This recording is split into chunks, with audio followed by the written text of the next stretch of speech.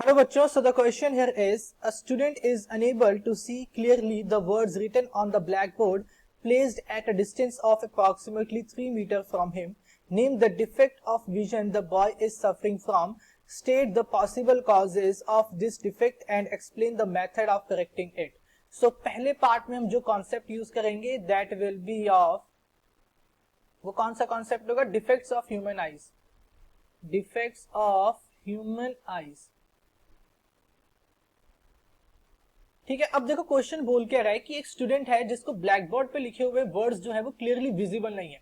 अब black board का और उसके बीच का जो डिस्टेंस है that is d equals to 3 metre है ना. बट उससे नियर बाय ऑब्जेक्ट्स तो विजिबल है. इट मीन्स कि उसकी डिस्टेंट विजन जो है that is weak. Distant objects को देखने की जो विजन है, distant object vision is weak. वो वीक हो गई है उसकी, है ना. अब उसको नियर बाय ऑब्जेक्ट्स क्या है? क्लियरली विजिबल है. तो ऐसा डिफेक्ट जिसमें हमें नियर बाय ऑब्जेक्ट्स विजिबल हो बट डिस्टेंट ऑब्जेक्ट्स विजिबल ना हो, उस डिफेक्ट को हम क्या बोलते हैं? मायोपिया बोलते हैं. और अदर वर्ड्स में मुझसे बोलते हैं नियर साइटेडनेस. एक ऐसा डिफेक्ट जिसमें पास की चीजें विजिबल हो बट दूर की चीजें विजिबल ना हो, तो इसे हम क्या बोलते हैं? मायोपिया बोलते हैं. अब नेक्स्ट इसने पूछा है कि इसके पॉसिबल कॉजेज क्या है और इसको करेक्ट कैसे कर सकते हैं.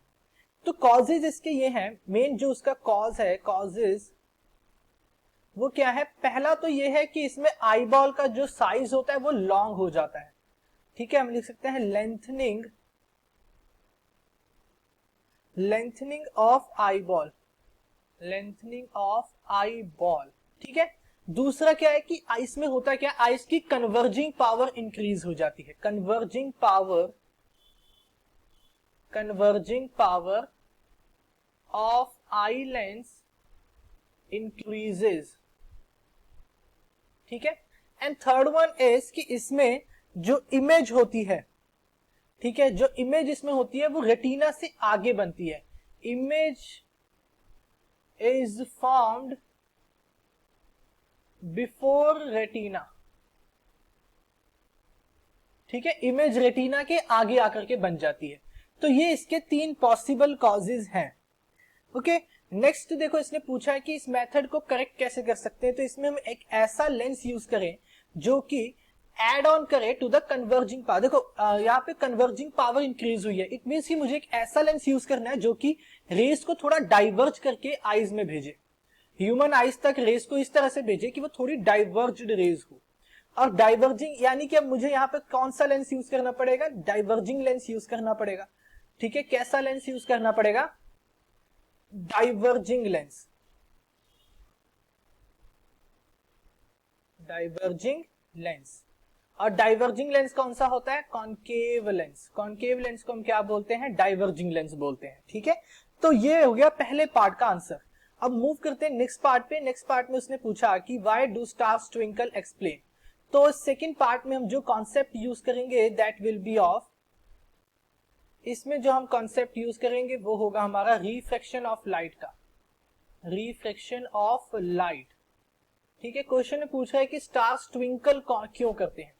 अब देखो जब भी स्टार्स से लाइट आती है तो वो लाइट हमारे पास कैसे पहुंचती है? Through atmosphere. एटमॉस्फेयर से पास करती है देन वो हमारे पास पहुंचती है. बट जो एटमॉस्फेयर है that atmosphere consist of several different layers. अलग अलग तरह की लेयर्स होती हैं एटमॉस्फेयर में इस तरह से. और हर एक लेयर का अपना क्या होता है? यहाँ पे एक रिफ्रैक्टिव इंडेक्स होता है. मान लो μ1 μ2 है, μ3 है, अप टू सो ऑन. अब अगर स्टार है यहाँ पे, मान लो स्टार है मेरा यहाँ पे, और इससे लाइट आई मेरी इस तरह से. अब मेरा ऑब्जर्वर यहाँ पे है कहीं, ये मेरा ऑब्जर्वर है. ठीक है. और जब भी लाइट ट्रेवल करती है एक मीडियम से दूसरे मीडियम में तो वहां पे क्या होता है? रिफ्रैक्शन होता है. और रिफ्रैक्शन का मतलब क्या है? कि लाइट की पाथ में चेंज आएगा. लाइट की पाथ में क्या आएगा? चेंज आ जाएगा. यानी कि सेवरल टाइम्स रिफ्रैक्शन होने की वजह से होता क्या है कि कभी लाइट ऐसे जाएगी, फिर रिफ्रैक्शन हुआ, थोड़ा ऐसे हुई, ठीक है, देन ऐसे, इस तरह से लाइट का सेवरल टाइम्स लाइट की पाथ में चेंज आता है. Several times refraction. ठीक है, सेवरल टाइम्स रिफ्रैक्शन हुआ means change in path of light. Path of light, ठीक है। और ये जो चेंज होता है that is very quick, very very quick change, quick change. तो और इसी की वजह से स्टार्स हमें कैसे अपीयर होते हैं, ट्विंकलिंग अपीयर होते हैं, स्टार्स अपीयर ट्विंकलिंग,